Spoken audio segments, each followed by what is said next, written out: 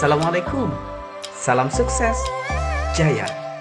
Keluarga Smapen dimanapun berada, selamat menikmati video-video keren berikut. Jangan lupa like, komen, dan subscribe ya.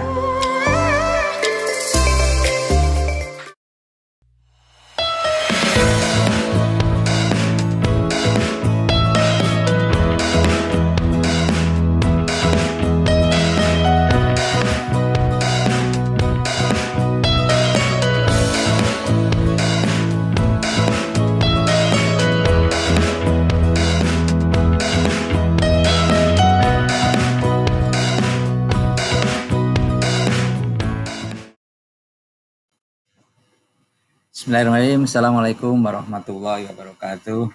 Selamat pagi. Salam sejahtera untuk kita semuanya. Anak-anakku sekalian, perkenalkan nama Pak Edi Haryanta. Bapak mengajar guru mata pelajaran kimia. Nah, pada kesempatan kali ini Bapak diminta oleh panitia MPLS untuk menyampaikan informasi tentang kurikulum, cara pembelajaran, dan kelanjutan studi di perguruan tinggi nanti. Dan lebih khusus lagi cara belajar kita di era pandemi ini. Baik, untuk sesi pertama ini Bapak akan menyampaikan tentang kurikulum 2013. Ya, seperti kalian ketahui, kita akan menggunakan kurikulum 2013, di mana kurikulum 2013 ini, silahkan lihat di tayangan, ini bertujuan untuk mempersiapkan manusia Indonesia yang memiliki kemampuan sebagai pribadi yang beriman, produktif, inovatif, kreatif, dan dapat berkontribusi kepada masyarakat, bangsa, dan negara. Nah, ini tujuan kurikulum 2013. Nah, kenapa demikian? Ini mengambil dari survei, bahwasanya keterampilan atau kemampuan yang diperlukan setelah seseorang itu terjun ke dunia kerja menurut survei internasional, ini yang pertama, ini adalah menempati ranking pertama, ini adalah communication skill. Jadi kemampuan untuk berkomunikasi. Ini adalah menduduki ranking yang pertama. Selanjutnya tentang kejujuran dan integritas. Honesty dan integrity. Yang ketiga, teamwork skill. Jadi kemampuan bekerja dalam tim.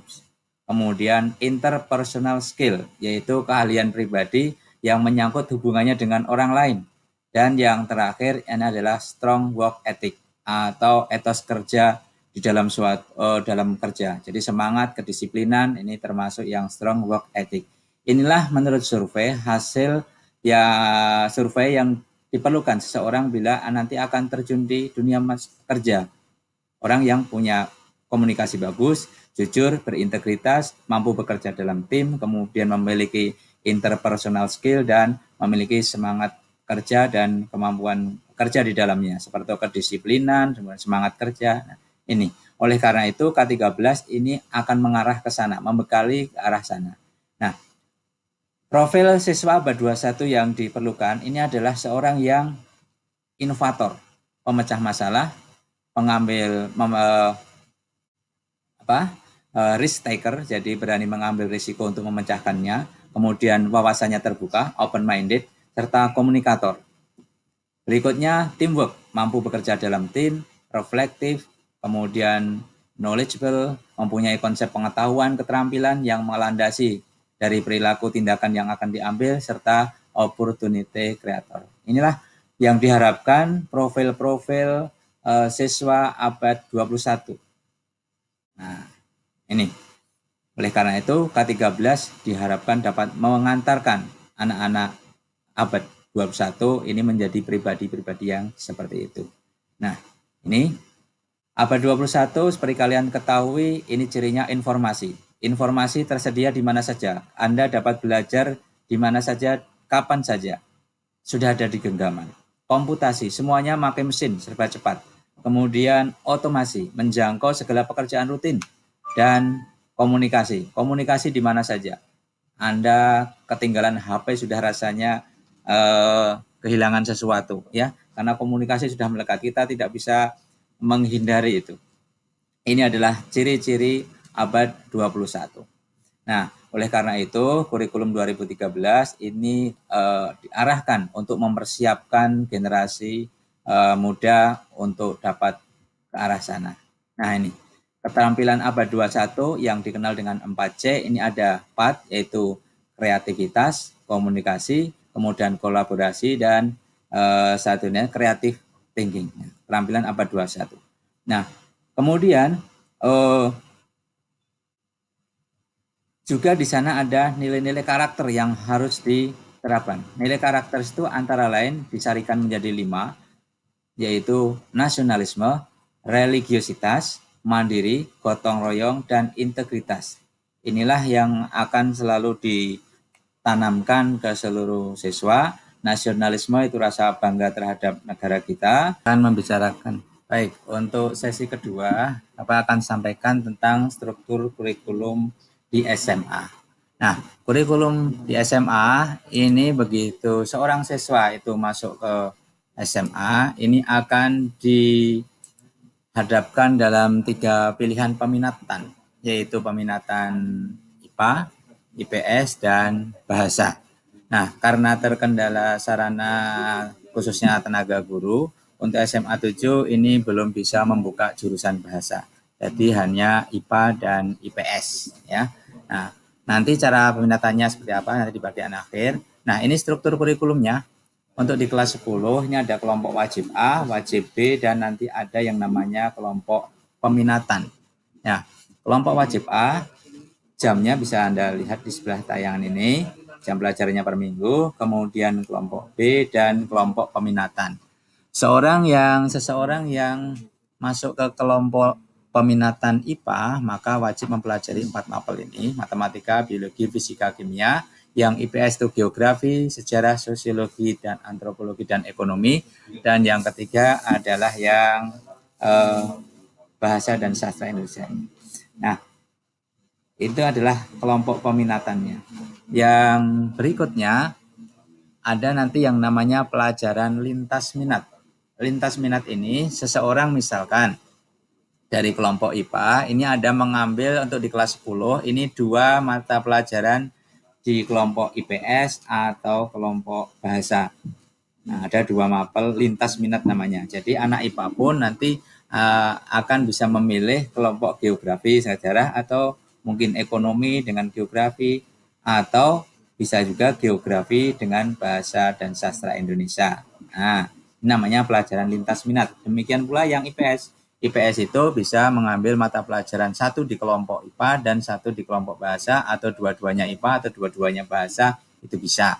Jadi anak yang kelompok IPS bisa jadi belajar matematika dan juga sastra Inggris, seperti itu. Itu namanya mata pelajaran lintas minat ya. Nah,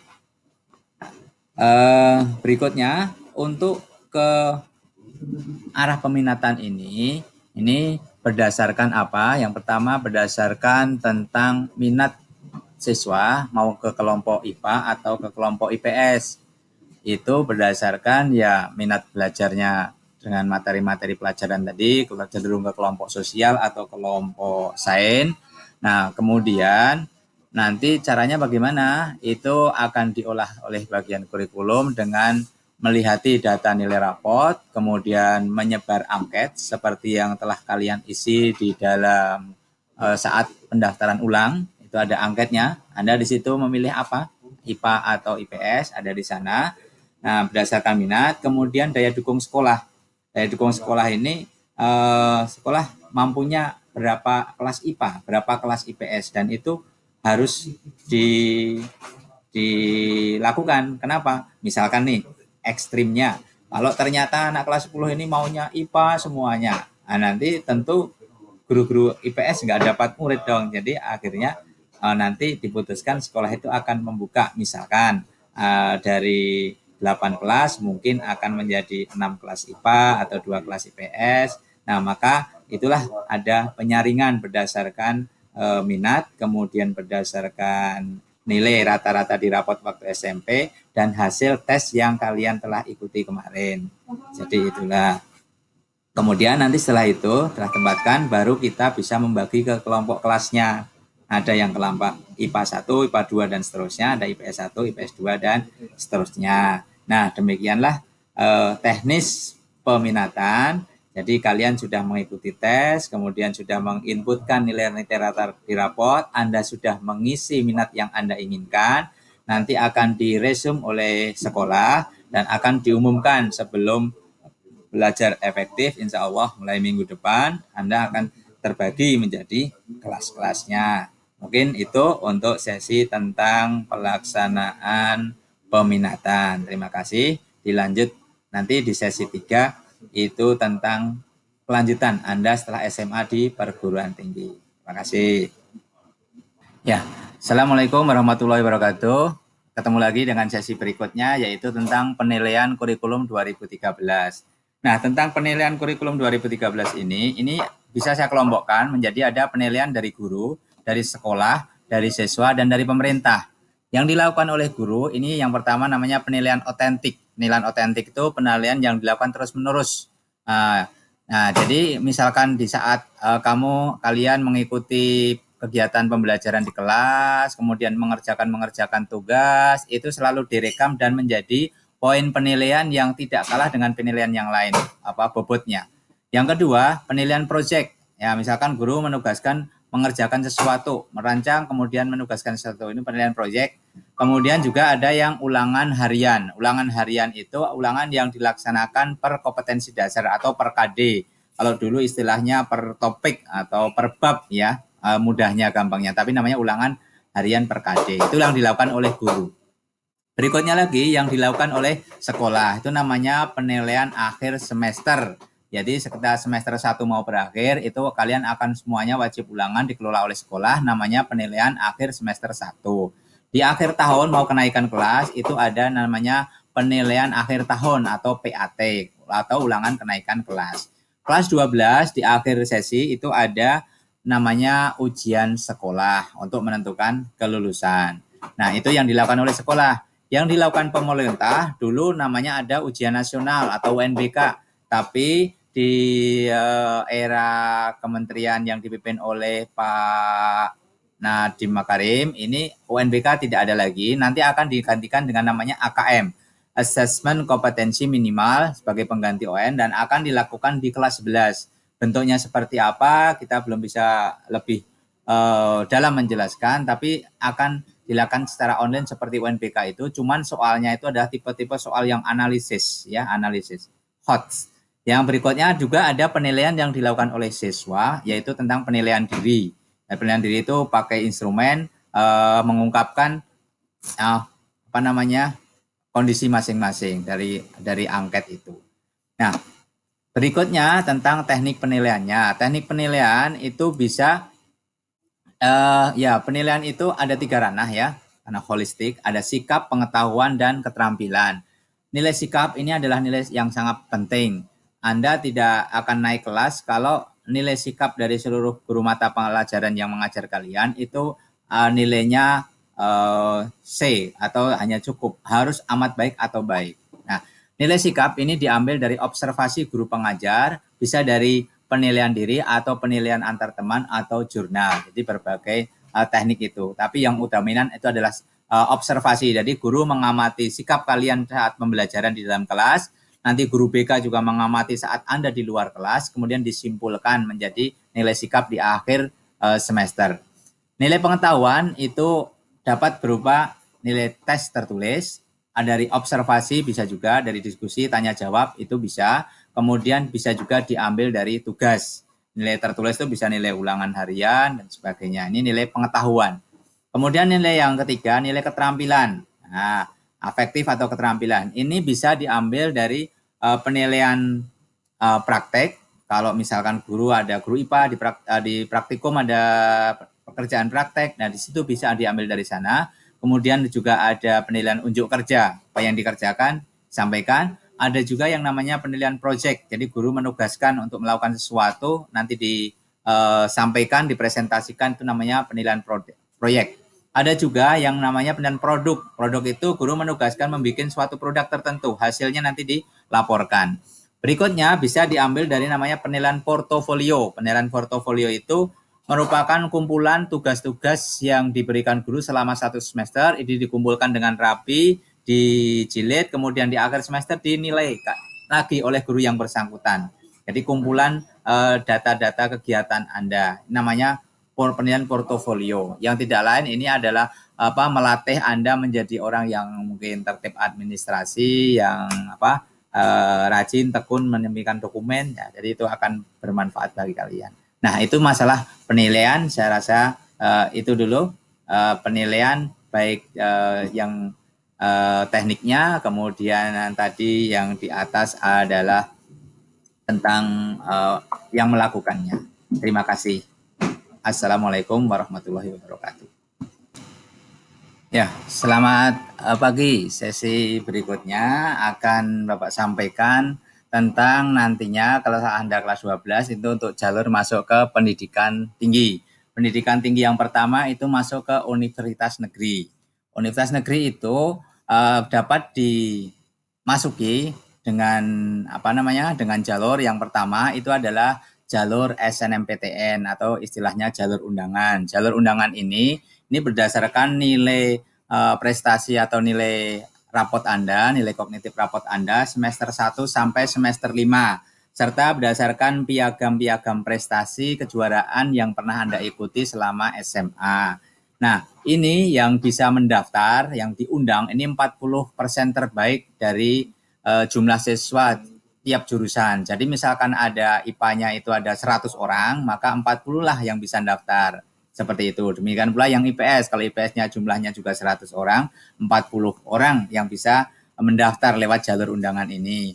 Nanti ini yang mengelola itu sekolah, yang mendaftarkan, mengupload nilai kalian itu sekolah, kalian nanti akan diberi akun, kemudian nanti memilih perguruan tinggi sendiri, dan akhirnya mencetak bukti pendaftaran. Nah, itu yang jalur undangan. Masalah diterima dan tidaknya, faktornya cukup banyak. Yang pertama, itu berdasarkan nilai rapot kalian, prestasi yang diunggah, ada poin nilai dari sekolah, poin nilai alumni dari sekolah kita yang sudah kuliah di sana. Nah, itu. Tapi itu semua kewenangan Panitia Pusat SNMPTN di Jakarta sana. Dan bisa memilih perguruan tinggi, bisa memilih 2 program studi, baik di perguruan tinggi yang sama 2 program atau 2 perguruan tinggi yang berbeda masing-masing 1 program. Berikutnya jalur yang kedua, jalur SBMPTN atau namanya UTBK. Ini berdasarkan hasil seleksi tes UTBK yang dilakukan secara online atau daring seperti yang saat ini sedang dilakukan oleh kakak-kakak kelas Anda yang baru lulus tahun kemarin. Nah, tesnya ini berdasarkan tes kemampuan akademik atau tes potensi saja. Dan tes potensi akademik untuk tahun ini karena keadaan pandemi ini menggunakan tes potensi akademik saja, tidak menggunakan tes akademik. Berikutnya, ini kalau jalur ini sekolah tidak lagi mengelola, Anda mendaftar sendiri, kemudian memilih perguruan tinggi sendiri, ikut tes sendiri, kapan waktunya oleh Anda sendiri, kemudian nanti diterima tidaknya tergantung skor yang Anda dapat saat mengikuti UTBK. Yang ketiga, jalur mandiri. Jalur mandiri ini dilakukan oleh masing-masing universitas. Nah, ini macam-macam, jadi harus dicermati universitas mana itu menggunakan sistem bagaimana, itu ada masing-masing ada jalur mandiri. Nah, prosentasenya yang diterima lewat undangan berapa, SBMPTN berapa, mandiri, itu juga antar universitas lain-lain. Ini yang mau masuk ke perguruan tinggi negeri, universitas negeri. Nah, berikutnya kalau Anda mau masuk ke politekniknya salah tulisannya, politeknik negeri. Politeknik negeri itu ada macam-macam, ada yang Politeknik Negeri Banjarmasin namanya Poliban, ada Politeknik Negeri Jakarta, ada Politeknik Negeri Surabaya dan sebagainya. Ini juga ada yang jalur prestasinya menggunakan nilai rapot sama atau mirip dengan yang SNMPTN tadi, ada juga jalur seleksi mandiri oleh masing-masing politeknik. Berikutnya ini adalah kalau mau masuk ke Universitas Islam Negeri atau UIN. Ini juga ada jalurnya, namanya jalur SPAN PTKIN atau Seleksi Prestasi Akademik Nasional Perguruan Tinggi Keagamaan Islam Negeri. Dan ini seluruh Indonesia bisa dipilih lewat itu. Misal mau memilih ke UIN Syarif Hidayatullah Jakarta atau UIN Kalijakarta atau UIN Antasari di Banjarmasin. Ini lewat jalur nilai atau jalur undangan kalau yang di universitas tadi. Yang berikutnya yang kedua adalah jalur seleksi mandiri. Ini berdasarkan tes di masing-masing UIN. Nah, berikutnya juga ada namanya pendidikan kedinasan. kedinasan ini dikelola oleh masing-masing kementerian, ada STAN, IPDN, STPDN, Politeknik, Stikes dan sebagainya ini. Nah, ini nanti berdasarkan seleksi tertulis oleh kalian berdasarkan hasil ujian skor yang Anda peroleh, tapi Anda hanya bisa memilih satu dari perguruan tinggi kedinasan ini. Hanya boleh ikut satu. Kalau sudah ikut IPDN itu tidak bisa mendaftar lagi ke STAN. Kalau sudah ikut STAN tidak bisa mendaftar lagi ke statistik, begitu seterusnya. Jadi dipastikan dulu kesiapannya mau mantap di mana. Ya, pendidikan kedinasan yang lain selain yang ada 7 atau 8 tadi yang dikelola oleh Kemenpan, ini ada yang namanya STTPLN, ada Sekolah Tinggi Teknik Multimedia, ada STEM AK Migas, ada meteorologi, fisika tadi yang masuk tadi ya, ada yang Sekolah Tinggi Penerbangan Indonesia yang mau jadi pilot, ada yang Sekolah Tinggi Transportasi Darat, ini yang mengelola jalan-jalan tol, itu jurusannya banyak ke sana. Kemudian ada Akademi Analis Kimia di Jawa Barat, ada Sekolah Tinggi Perikanan. Nah, Sekolah Tinggi Perikanan itu yang punyanya Kementerian Perikanan dan sebagainya. Ini banyak alternatifnya, kuliah itu jangan hanya di universitas saja. Anda bisa memilih alternatif di sekolah yang dikelola oleh kementerian-kementerian ini. Ada Politeknik Kesehatan yang di Banjarbaru, ada yang Politeknik Sekolah Tinggi Pertanahan yang nanti jurusannya banyak kerja di Badan Pertanahan Nasional, itu sekolahnya atau kampusnya ada di Yogyakarta. Nah, ini banyak pendidikan kedinasan yang diselenggarakan oleh kementerian lain, tapi ini tidak ikatan dinas. Jadi mungkin hanya bisa juga langsung disalurkan, tapi tidak ikatan dinas. Nah, demikian sesi tentang universitas. Ada lagi yaitu universitas swasta. Kalau universitas swasta, ini Anda bisa mulai mendaftar itu bisa selama jangka waktunya, gelombang 1, gelombang 3, dan sebagainya. Nah, bahkan di awal Anda masuk kelas 12, ini jika memang sudah positif mau ke universitas swasta tertentu, itu pendaftaran sudah buka mulai bulan September, Oktober, ini sudah buka. Bahkan jalur-jalur yang non-tes, yang jalur beasiswa itu memang di awal-awal seperti itu. Itu untuk pendidikan tinggi yang swasta, seperti kayak mau ke BINUS University, ada Ubaya Surabaya, ada Petra di Surabaya, ada Tarumanegara di Jakarta, macam itu. Jenjang waktunya itu sepanjang tahun, model sepanjang tahun, mulai dari Anda masih kelas 12 sampai nanti ada pengumuman kelulusan itu masih ada. Cuman kalau di akhir ini biasanya persaingannya semakin ketat. Demikian untuk yang di perguruan tinggi atau kelanjutan Anda nanti studi setelah SMA. Mudah-mudahan bermanfaat. Terima kasih. Oke, Assalamualaikum warahmatullahi wabarakatuh. Sesi presentasi terakhir dari Bapak, yaitu tentang belajar di masa pandemi ya. Bagaimana juga pun kita akan kondisinya masih daerah merah, kita belum diizinkan oleh kementerian, oleh Dinas Pendidikan untuk melakukan pembelajaran tatap muka. Jadi selama belum ada pemberitahuan terlebih lanjut, kita pembelajarannya menggunakan pembelajaran jarak jauh. Pembelajaran jarak jauh itu dibedakan menjadi dua, yaitu pembelajaran dalam jaringan atau daring, ada yang di luar jaringan. Yang daring itu nanti diserahkan kepada guru masing-masing mata pelajaran, baik menggunakan video conference seperti Zoom Meeting, CloudX Meeting, Google Meet, dan Cisco Webex, dan lain-lain. Nah, kemudian bisa juga dengan menggunakan platform pembelajaran daring seperti Google Classroom, Ruang Guru, Kuiper, Rumah Belajar, dan lain-lain dengan menggunakan aplikasi Learning Management System atau LMS. Bisa juga guru yang bersangkutan nanti akan menggunakan aplikasi media sosial seperti WA Group dan lain untuk pembelajaran. Silakan nanti berkoordinasi dengan guru mata pelajaran masing-masing.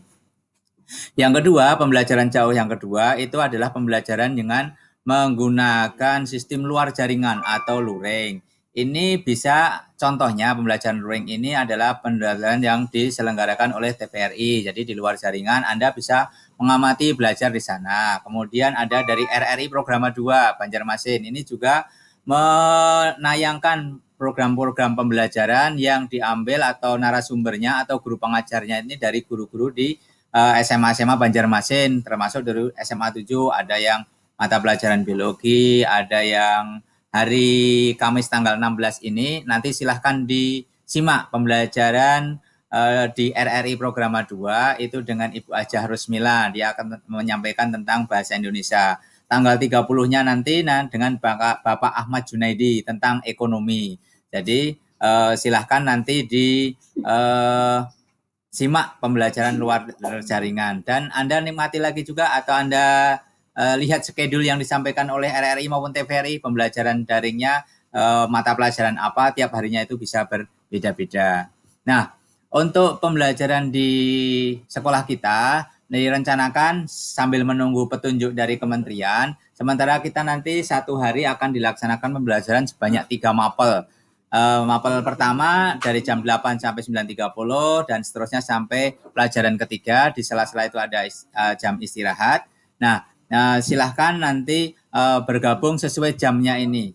Nah, untuk itu ini ada setiap siswa itu harus mentaati tata tertib yang berlaku.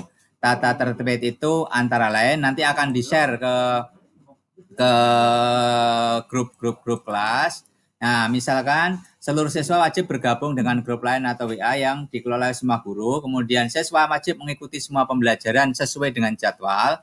Seluruh siswa wajib mendaftarkan kehadirannya kepada guru atau absen, ini istilahnya. Kemudian pembelajaran siswa wajib memakai seragam.